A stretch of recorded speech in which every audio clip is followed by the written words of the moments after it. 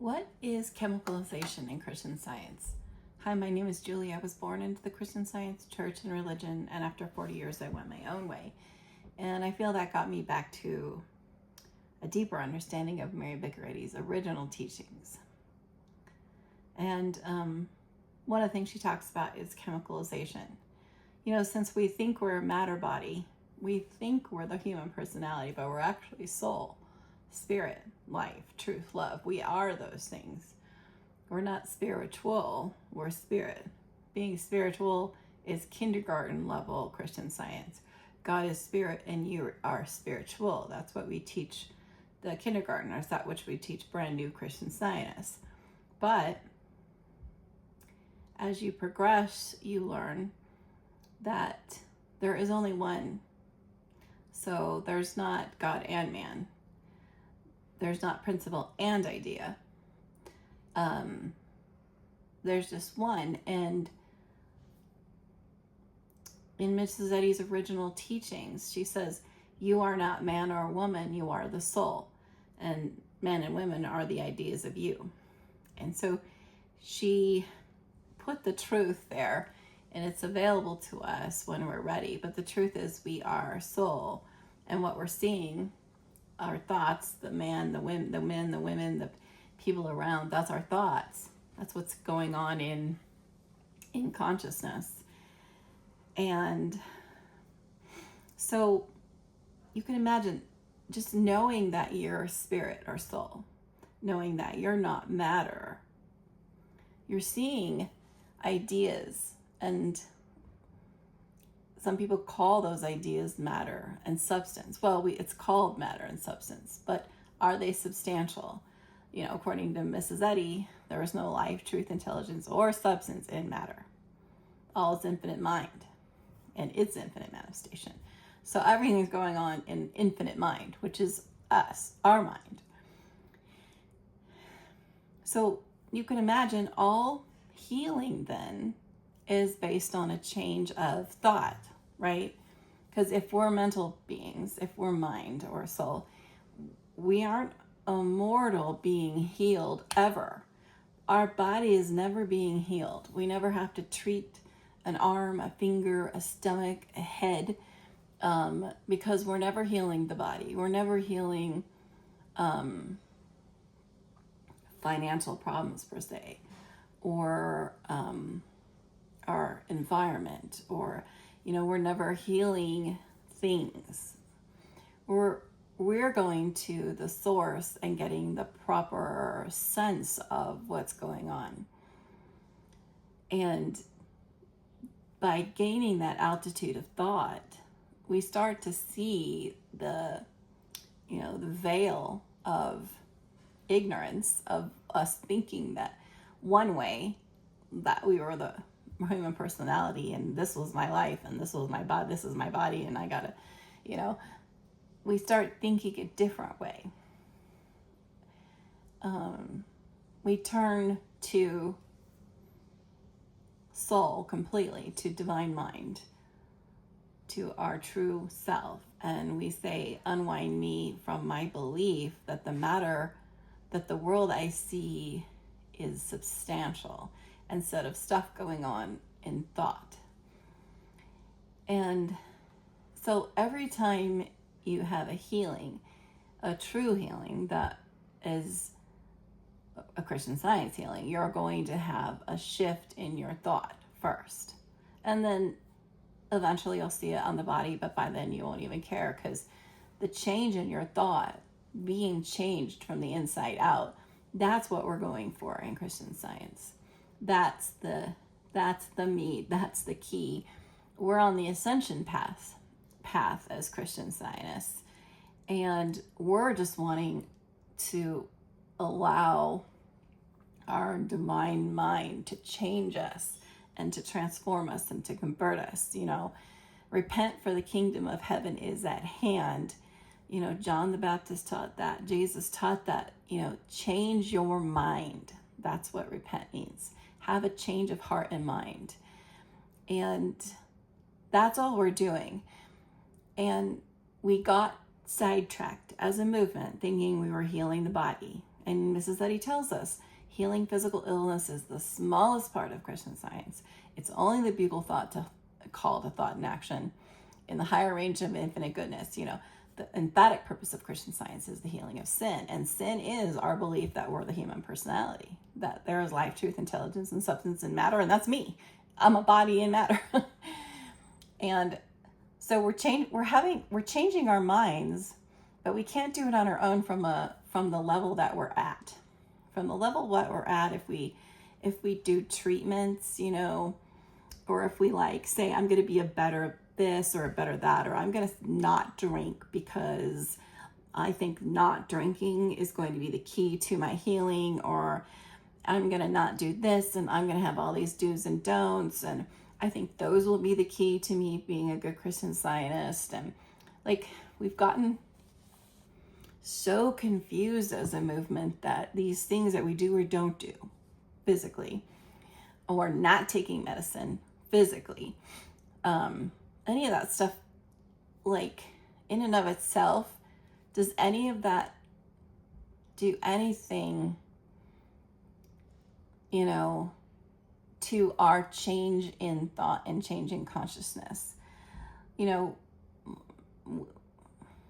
dogma, the creeds, the rituals that Mrs. Eddy was so against, that Christianity had, all you have to do is be baptized to assure some path to heaven, or you have to take the Eucharist to do, we know that just doing something materially doesn't do a dang thing. It doesn't do anything. What matters is our motives behind it, is our thinking. It's how we think about things that matters. And we know this because the entire book is about, not following the path of other mortals, where they're saying this is where it's at. And they, it was a course correction for Christians, saying, oh boy, mortal mind got us off track.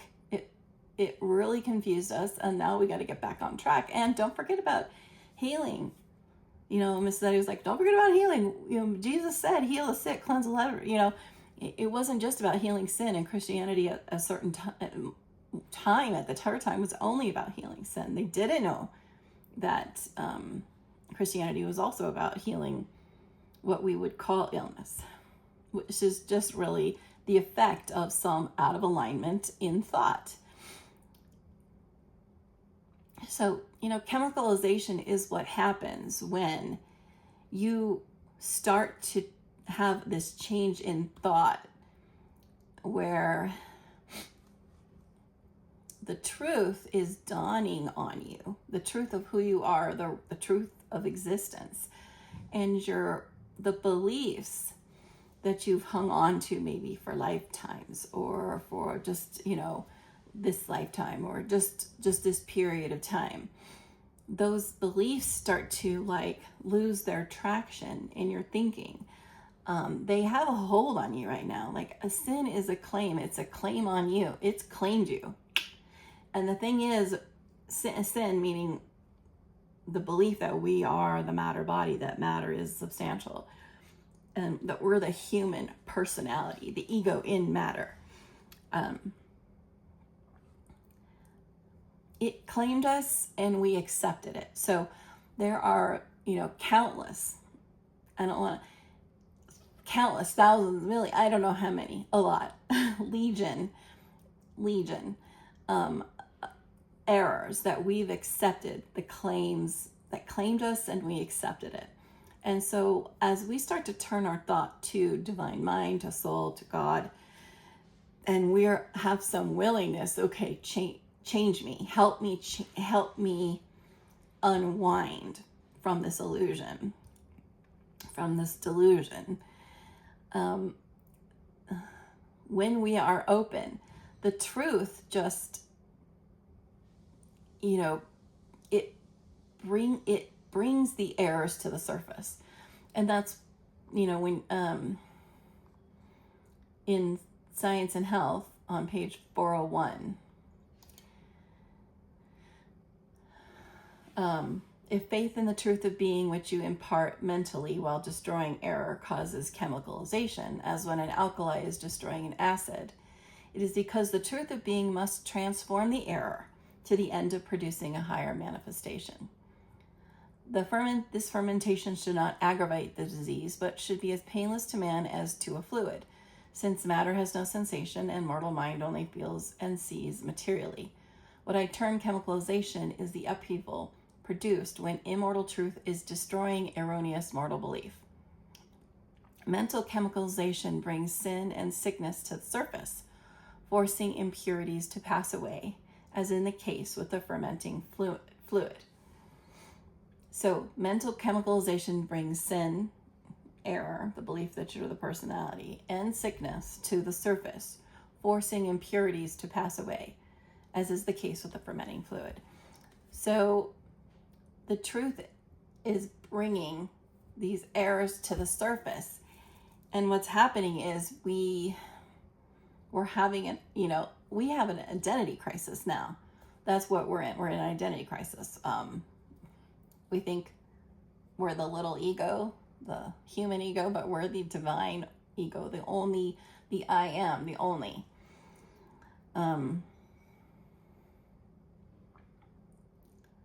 So it's happening within what we would call our consciousness, and it is changing us. And it is like breaking up the ground, like the fallow ground, it's breaking little errors, bursting errors, it's bubbles of truth, it's washing away these errors. And very often we feel strange when this is happening, like can be an irritation, or you can just be like, I don't understand what's going on, I don't know what's going on, and blah blah blah blah blah. It's all, chemicalization can be experienced in like so many different ways. It can be, like she says, it can be an aggravation of symptoms if you're having if you're dealing with some error that's manifesting in illness or sickness.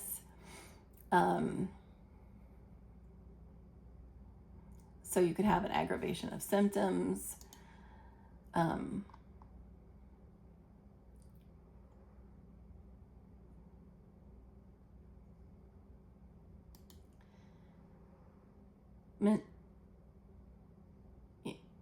In page 453 of Science and Health, right and wrong, truth and error will be at strife in the minds of students until victory rests on the side of invincible truth.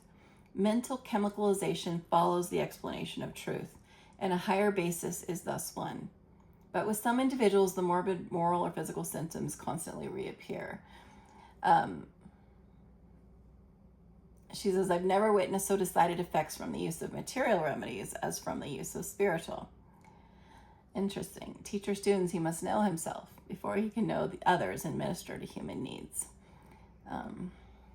This is all happening in under, her direction of know thyself, self-knowledge, self-examination. That's the first step of Christian Science demonstration, according to Mrs. Eddy on page 107 of Miscellaneous Writings. This is all happening because we're asking for change. We're asking to be transformed. And it's time for us. Like, this happens, I find it happens when it's time for us to have a change of thought, when, we're ready and the ground has been prepared.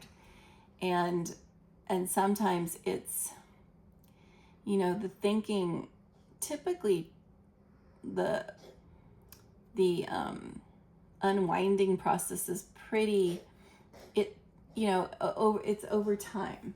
It happens over time. And so it happens in a way that it is not as painful, but I find I wrestle with new concepts, and sometimes it does feel like, it feels literally like almost physical. It feels like just this, like, I don't know if I can't describe it, but like everything is churning and I don't know what to think anymore, and I don't even know what's true anymore and what's right anymore. And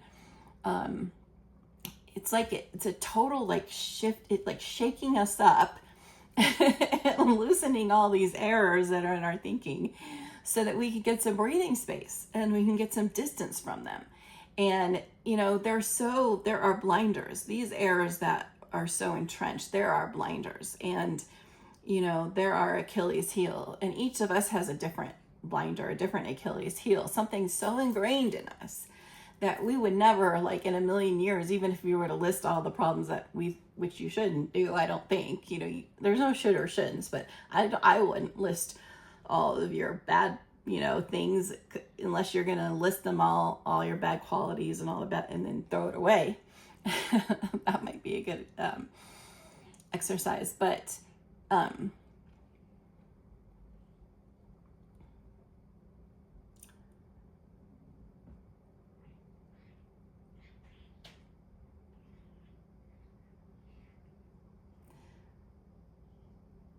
we don't recognize the significance of the errors, each of us individually.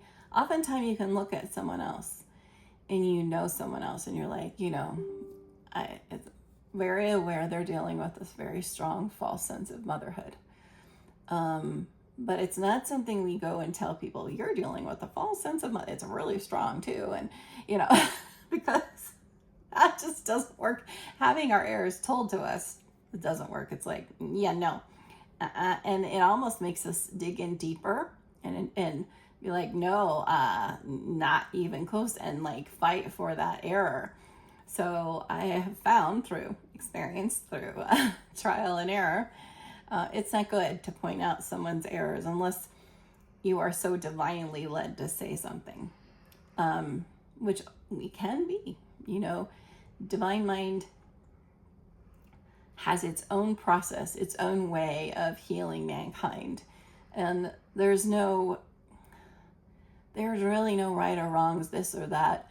It is, an obedience to the divine mind that helps you unwind, and it helps heal the whole illusion. It's obedience to our true self, and it's a disobedience to our fake self that we always thought was our true self. Our false identity, we're living, it's weird to really think, like growing up in this, as a Christian Zionist, to think this false identity seems to have a hold on me. And it's not very nice to me. It is constantly trying to convince me I'm not good enough. I'm not well, I'm ill, or I'm alone, or I'm sad, or I'm depressed, or I'm scared, or I'm anxious, or I'm a false identity that we live with, we sleep with, we eat with. It wants us dead, dead to spiritual being, dead to our true life as spirit, as an immortal, eternal being.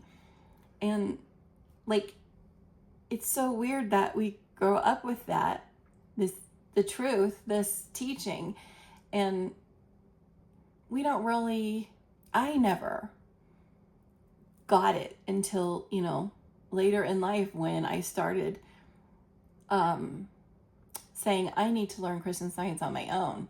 I need to make my own way. And I don't think the church and the religion are, it seems so, like, to finally realize, I don't think that's what the people are doing today, what the churches are, I don't think that's really what it is, but I want to find out for myself.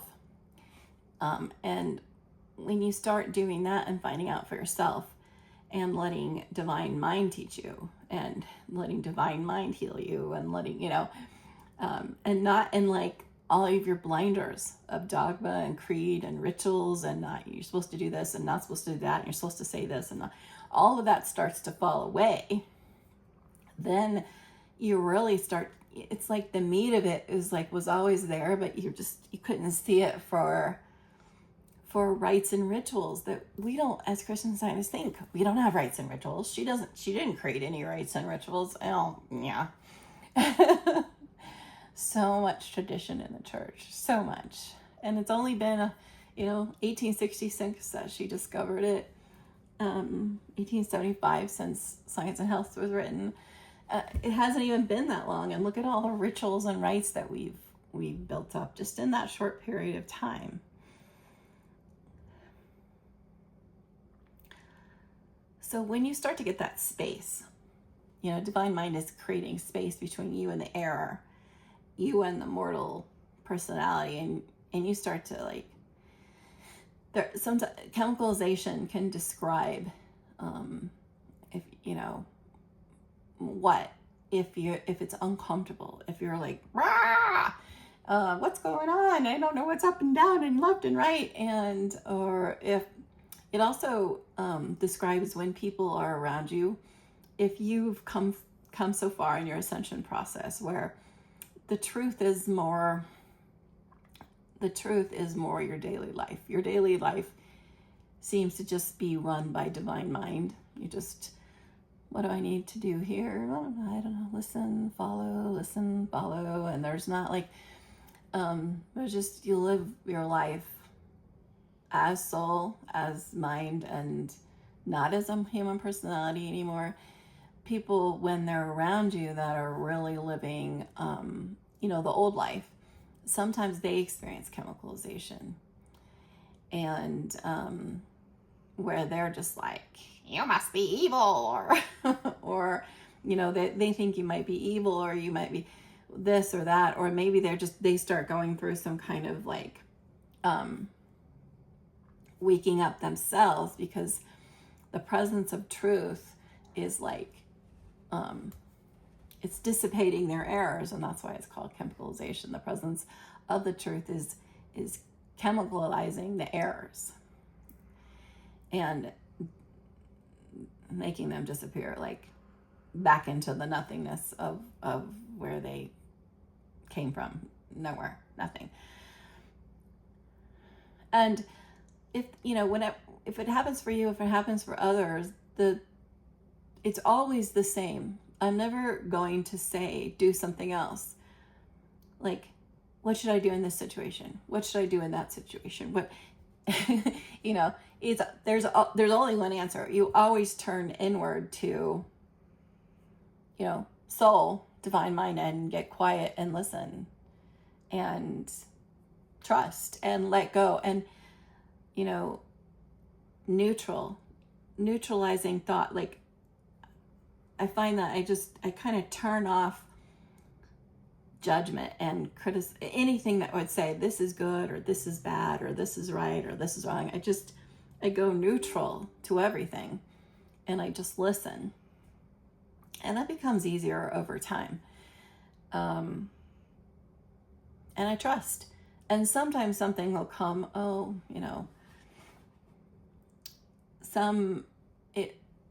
The error might come to the surface for you, and you get to see it. And you're like, oh, because it's chemicalizing and you're not really sure what it is. But if you can get quiet and you can get, then you might be able to hear the error, be aware of it, or you might be led to read something or watch a movie or listen to music or go out to eat. Or I don't know what you're going to be led to do, because it's always going to be different.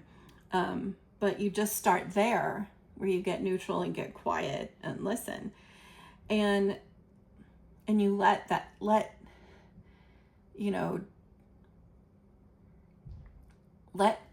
divine mind continue and, remove the error, but it has to be shown to you first. If we don't see the error, we don't learn never to go back to the error.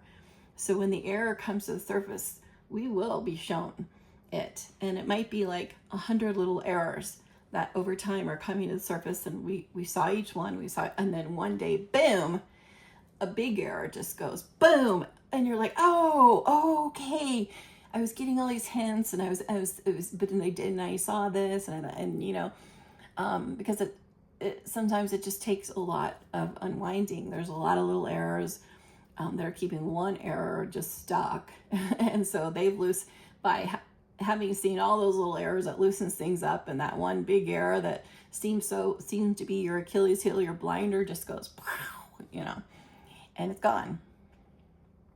And you're a different person afterwards. And that's what repentance is. You're a different person. You accept that and when it's revealed this way, you're always like,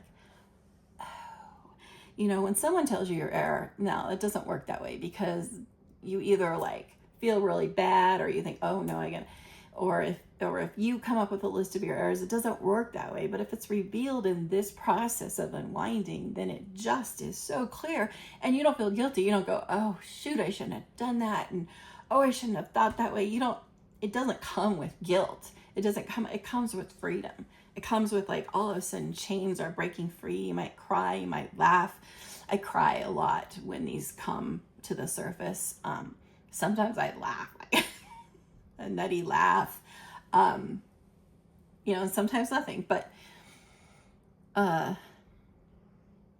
it's the most wonderful, freeing thing to have these errors surface and be seen, and then repent, meaning you just, I'm never going to go back to that way of thinking again. Of course I'm not, because I get it now. I mean, repentance is almost so easy, because in this process, it's just so natural. You would never want to go back to that way of thinking again.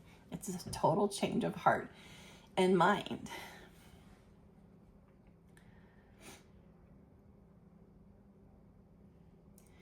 If you have people around you that are experiencing chemicalization, and they're not Christian Scientists, or they are, and they and it may not be something you're led to discuss with them. If it comes up, if they're asking me if what's going on, you'll hear if you need to say something, and you'll hear what you need to say. But otherwise, I would always do the same thing. Always go within, go neutral, get quiet, go into your closet, and listen.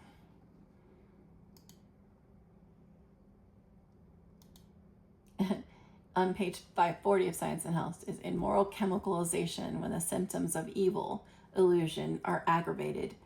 We may think in our ignorance that the Lord hath wrought an evil. But we ought to know that God's law uncovers so-called sin and its effects, only that truth may annihilate all sense of evil and all power to sin. And above that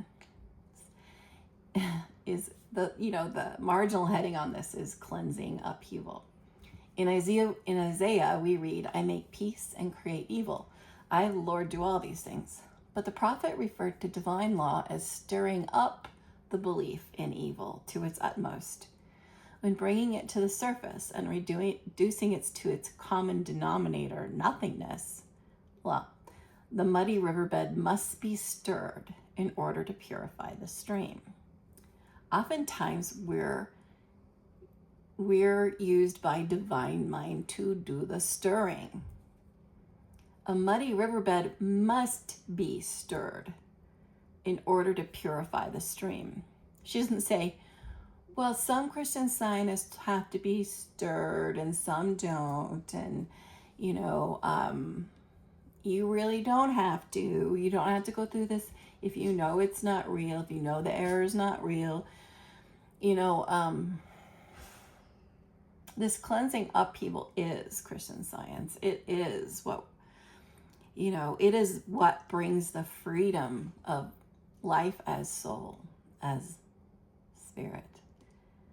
It is the total transformation, the total redemption of mankind from sin. That's what Christian Science is. Sin is our false identity, this trap we fell into, this life that isn't ours, these thoughts that aren't ours, these beliefs that aren't ours. I mean, they aren't ours, and yet we walk around with them, we sleep with them, we eat with them, we don't know they're there. Right now, we don't know they're there. We don't know which ones are governing us. And so the muddy riverbed must be stirred in order to purify the stream. So divine mind is stirring, and sometimes uses us to stir that muddy riverbed. You see it a lot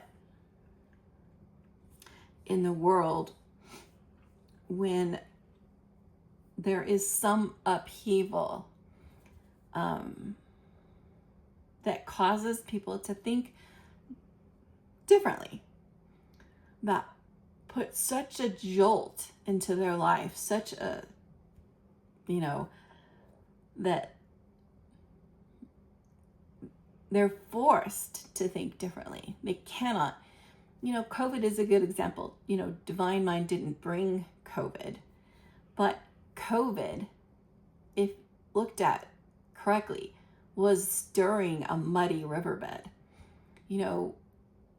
We have changed as a people since COVID. We have changed in so many ways. To have that time to stop doing everything the same way, same old story, different day, just to continue on with our lives. Just go, go, go, go, go.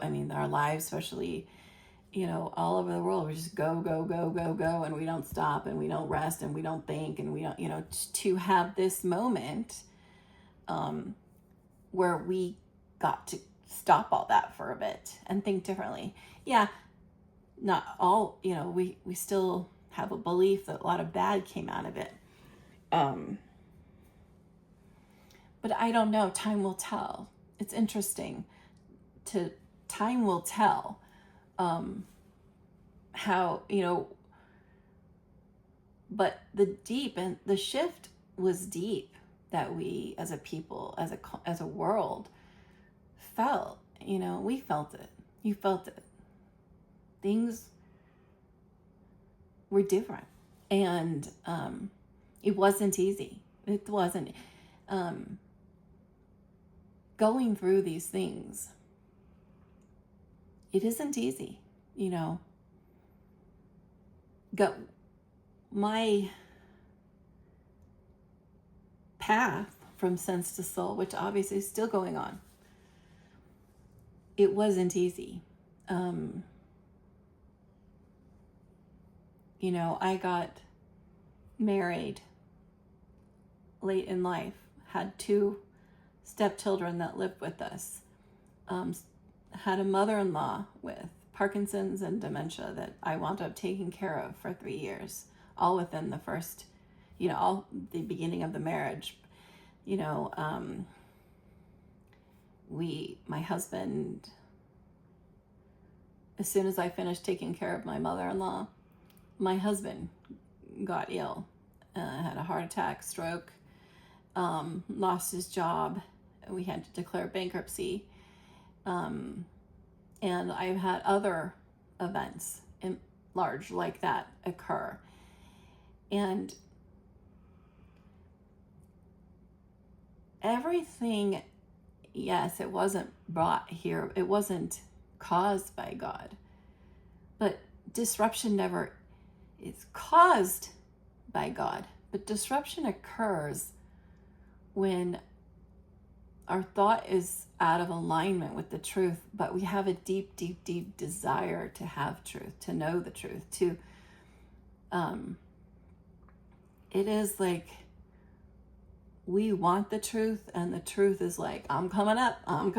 It's always there, but I'm gonna and all the stuff gets, laid, it destroyed in front of us, and we see institutions and things that we thought were so important. I thought, being, 2-person salary and good corporate jobs was so important. And the number of lessons that I learned,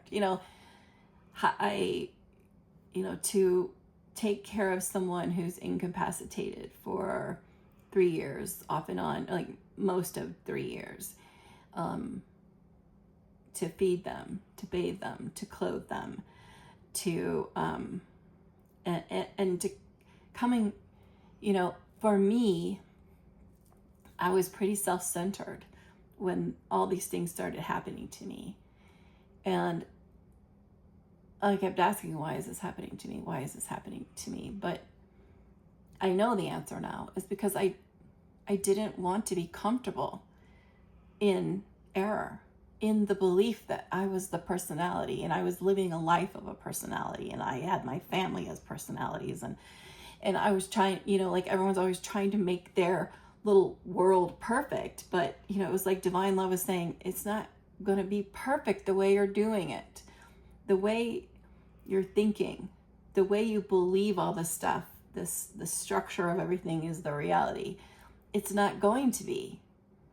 And I'm going to show you that, but a lot of stuff is going to fall by the wayside.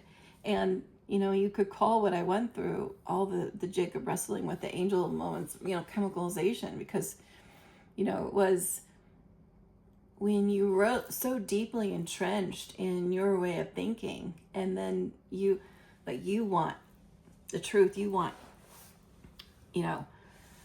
real Christian Science or real truth, real whatever, and you're sincere about that, and you really want that, it's going to come. And and it's a wrecking ball. Sometimes it's like, it feels like a wrecking ball, but it's not wrecking anything real. That's the thing. When you finally like let go and get out of it, and you're on the other side, you're like, oh, I wasn't wrecking anything real. It was destroying the unreality. It was destroying all that I created out of error, all that I was entrenched in out of error, all that I got entrenched in, not of my own doing, but because of society or because of religion or because of family. This freedom that comes at a price, but the price is well worth it. And the price, you're never paying anything that you aren't rewarded for, and you're never, the suffering is a mortal illusion, but you do appear to suffer, but suffering is happening at the level of being a human personality. All these errors are happening at the level of being a human personality. And in the midst of it, in the battle of it, when you don't know why your world is falling apart, and maybe you have a really a bad illness, like a tough illness that you're dealing with, and you don't know why am I suffering? Or well, if you're willing and open to let the truth in, the truth will tear apart all the errors, go down right to the very sinew, and break everything up. And if you let it, and the healing that comes out of that is true demonstration. That healing of motive, of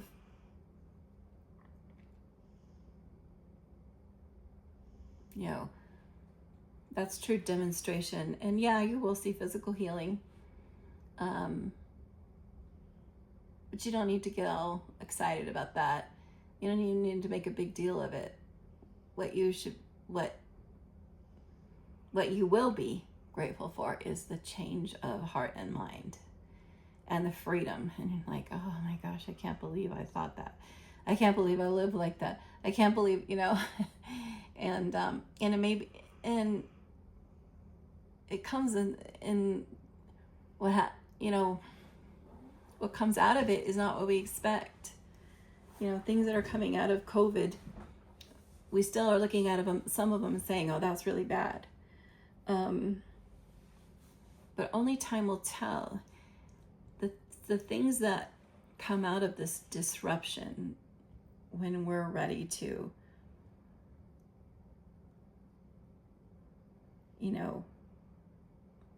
give up our mortal sense of things and really dive into true Christian Science. It probably won't turn out the way you want it to. It may, but it will be good. It will be good. It will be freeing. And every day there will be more. every day there are changes in my life and new things occurring. I don't judge them anymore, and I just let let it be like it needs to be. And oh, well, that's very interesting how that worked out. Huh, interesting. Oh, that's so neat. They had a healing. Well, cool how that worked out. I have, but I don't, it's just, you change, you become different. And you look back and you think, how did we get there? And we did, we all got there. And, you look around the Christian Science movement and you like, well, we're there. Like, the Christian Scientists that I've met are really worried about what people think about them. They're worried about what other Christian Scientists think about them. So like, they're living a material sense of Christian Science and hoping that material, way of doing it will like other mortal deluded beings will like think they're good and think they're, they're so afraid of medicine and so afraid of doctors that that they're martyring themselves. And or leaving forever because leaving like, oh, I can't study Christian Science anymore because I'm taking medicine, or going to what?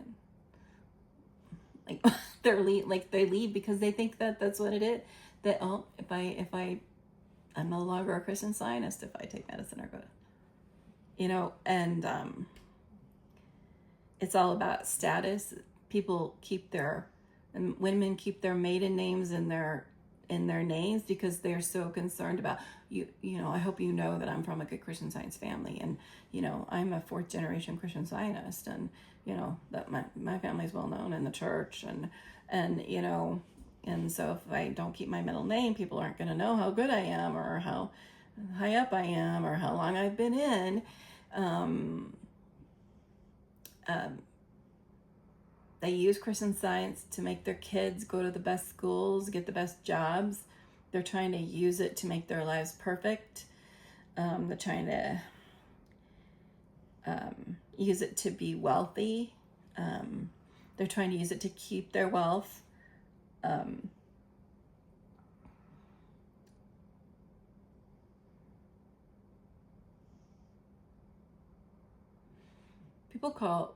I was a practitioner for a short time. People call practitioners all the time. I got this work for me. And they just want the quick healings. Well, granted, that's what we were taught, that it's just about, I can't go to a doctor or take medicine, so I got to have Christian Science. I got to have help if I'm not doing it on my own. But yeah, the whole transformation, the redemption of mankind is like, they're missing out on all of that because they're just, and then eventually they get so bad that, it gets so bad because those types of mental treatments, that if they do get them by the most of the teachers and practitioners out there that are just healing using the human mind, just using treatments, that's going to keep them thinking, oh, I'm being the good Christian Scientist. I'm doing the right thing. When they might have, half your life, you just all that time was spent, you just call, and you should have been, you could have been having a total transformation of heart and mind. But now you're kind of starting later, and you still will get there, but it's like you had all that other time that you could have been, things could have been so different and so much better. And at a certain point, those treatments by mortal mind just don't work anymore, because it's just not doing, divine mind is just not going to keep allowing this to happen, to keep people in the dark. Like the cavalier nature of the practitioners and the teachers in the movement that are allowing this to happen.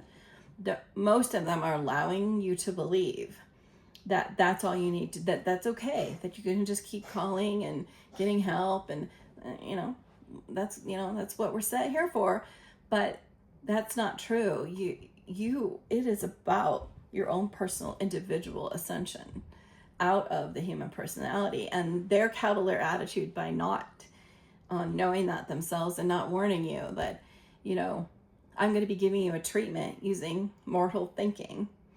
And if you have a healing, don't think it's a Christian Science healing. Don't think like you had a change of heart and mind if you haven't, which means you're still going to have a change of heart and mind.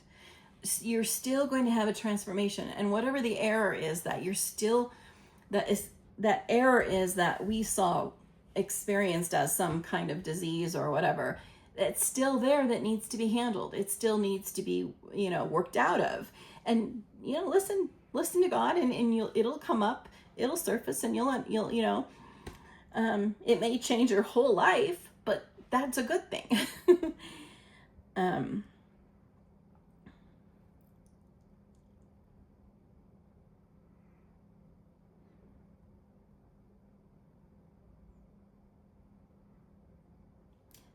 Yeah. To see now, to look back now and go, wow. And to see, how good it can be, how freeing it can be. And to know that at one point I just thought it was a system of healing. And that there was do's and don'ts, and it was like, being a good Christian scientist was what it was all about. It's, the movement, divine love is not going to let the movement stay there forever. In that, keeping people in the dark about what's really going on and what the purpose of Christian Science is. I don't know why in every journal and Sentinel article, why there isn't something that's saying, reminding people, it's not about healing physical illness. The purpose of Christian Science is the healing of sin. What is sin? The belief that we're the human personality, that life, truth, intelligence, or substance is resident in matter as us and everyone else. And so we all should be working out our own salvation. This is a big thing. Christian Science is a world transforming thing, but you have to let it happen. You have to be willing to be transformed, and you got to stop calling your practitioner for every little sniffle and stuff, and figure out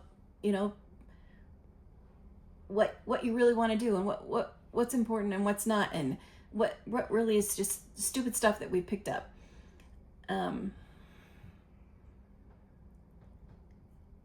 We've just picked up so much junk.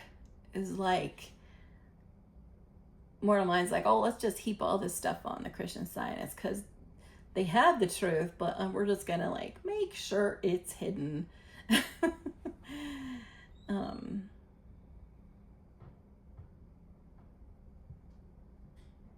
So the movement is going to go through some chemicalization. It's going to go through big shifts and big changes. And I think we've been going through it. I think there has been things happening that break Earth's stupid rest. That song is for us. That hymn is for us. Break Earth's stupid rest. That poem of Mrs. Eddy's.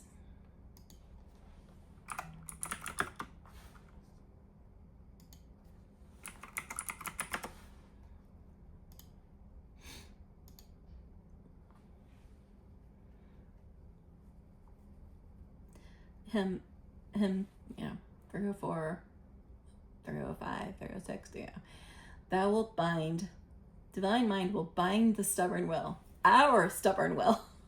The one that is the blinders and the Achilles heel. Thou wilt bind the stubborn will, wound the cow's breast, make self-righteousness,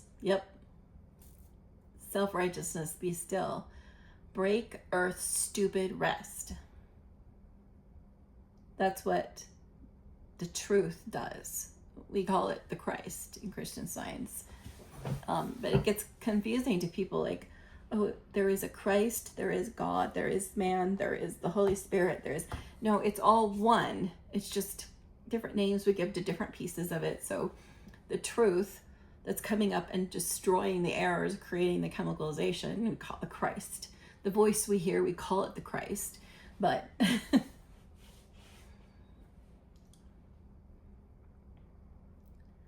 it's the truth, I guess. The truth translated into a way that we understand.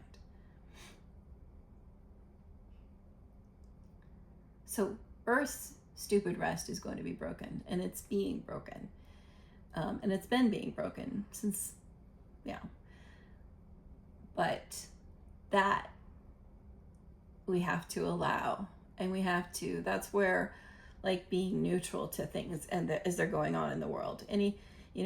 Staying neutral to things like going on in the family, things going on in the world, things going on in the church, staying neutral and just listening and getting quiet and listening and allowing, and not putting your thought on either side of the issue. To believe we have to get in politics is the belief that we have to be part of the material world to make the material world better, instead of removing ourselves from that whole belief system and standing firm with truth, with God, with divine mind, and one on the side of is a majority. Like, on the more of us that get to that neutral point where we're not, we're just on whatever happens in the material universe. We're not going to take a side on it. We're not going to take a stance on it. If something happens in my family, even if there's an illness that comes up, I'm not going to take a stand on it. I'm not going to start treating and and I got to treat this, and let's pray about this, and let's, no, don't take a stand. It's all chemicalization, really. Get into your quiet place, listen and follow, and refuse to take a stand, but listen and follow. Some things you're led to do, some things you're not led to do in this process, and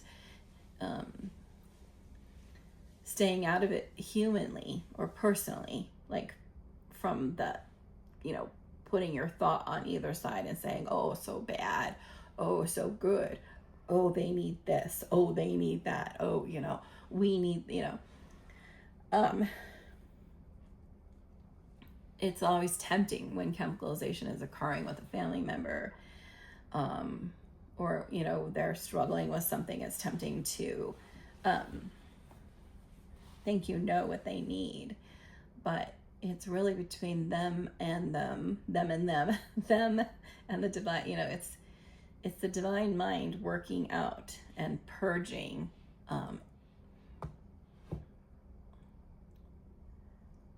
error from the scene, purging all the beliefs that make up mortal mind from the scene. Mortal mind is just a plethora of beliefs, our beliefs that we are the matter body. And so we seem to be this mortal mind, this human personality, but it's just, the human personality is just composed of beliefs.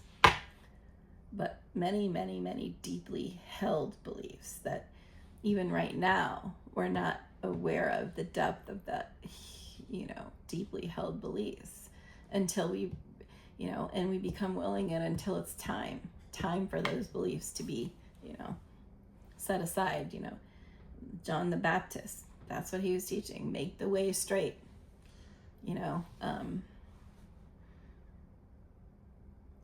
Allow the errors to be purged from your thought. Make the way straight. Is he the one that said that? I don't know. I thought he was. And I know it's probably not. Oh, Isaiah 1.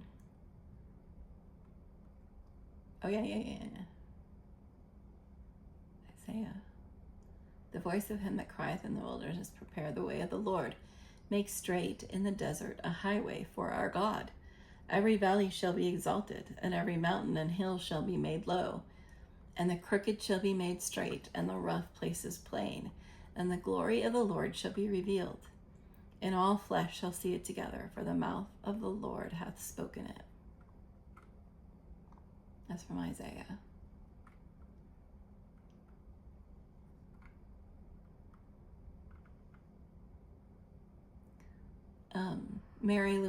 Mary Hayes Reynolds' article, Gethsemane, from the Sentinel or Journal from a while ago.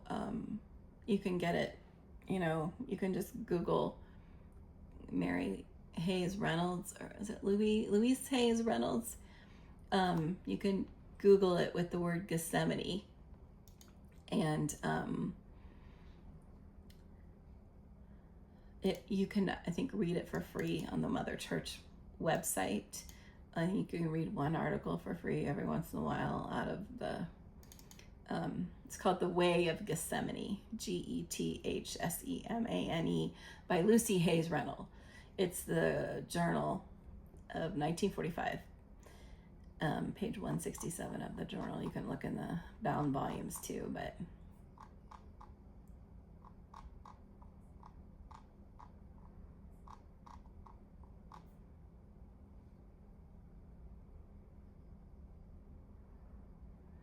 we are on the verge of a universal Gethsemane. Yes, there. Today, the whole world is at the threshold of a universal Gethsemane. Through its gigantic struggles, human consciousness is being prepared to surrender age-long beliefs for more enlightened ideas of truth. Racial beliefs, treachery, betrayal, torture, are being exposed as enemies of all mankind. They are being forced to bow with unconditional surrender to the Christly qualities of the brotherhood of man. Yea, the woes and agony of the present hour are forcing humanity out of the deceptions of mortality and arousing universal thought to a growing willingness to strive for a united Christian world which does not make terms with error, and where ruthless leadership submits to the leadership of divine righteousness. The same mind that empowered Christ Jesus to win spiritual victory is here today, empowering the universal spirit of mankind to gain the triumph of millennial glory. In Unity of Good, page 57, we read, "Mortal throes of anguish forward the birth of immortal being, but divine science wipes away all tears." From the Garden of Eden through the Garden of Gethsemane, out into the science of being, humanity will come forth from the gloom of mortality into the glory of divine reality. Beautiful article. I'll leave you with that.